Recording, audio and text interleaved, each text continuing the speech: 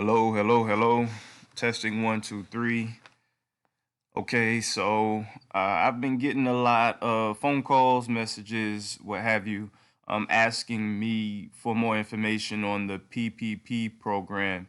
And there's a deadline coming up, June 30th, this month, the end of this month, for applications. So I figured it will be best to put the information into a video that can be distributed so people can get a better understanding quickly than a one-on-one consultation just because of time, for time purposes.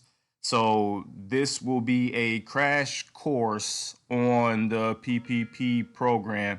I'm not a CPA, I'm not an attorney, I'm an entrepreneur and someone who specializes in getting financing for our projects. So we were successful in getting the PPP funding for our company, and we're just passing along the information. So please do your own research, discuss numbers and details with your CPA, attorney, what have you. But anyway, so here we go. So what is PPP? It's basically a program that the government put together in response to coronavirus.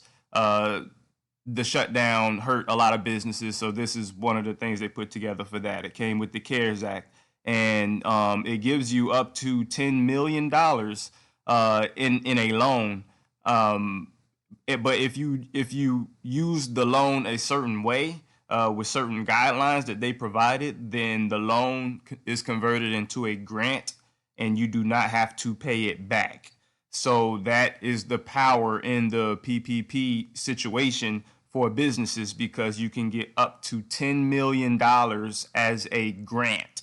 And the only requirement is that you were in operations before the coronavirus shutdown. So that's the only requirement there, is that you were in operations before.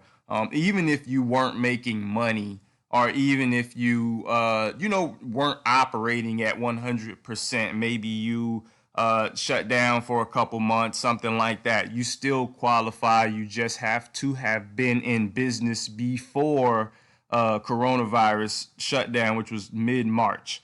So even if you started the company February 30th and didn't have a chance to really get going, you still qualify for the funding here.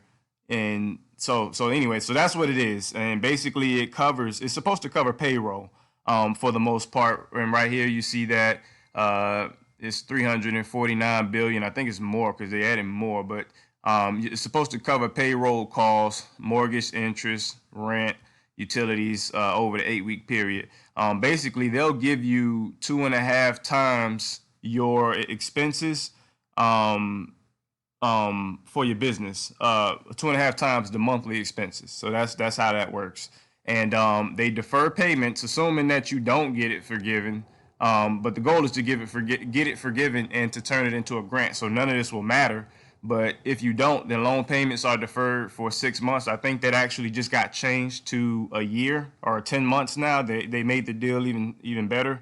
They passed some new legislation that extended a lot of the requirements. So these are the old requirements. I don't know where to see the new ones. It just got passed this week, so it's still kind of new.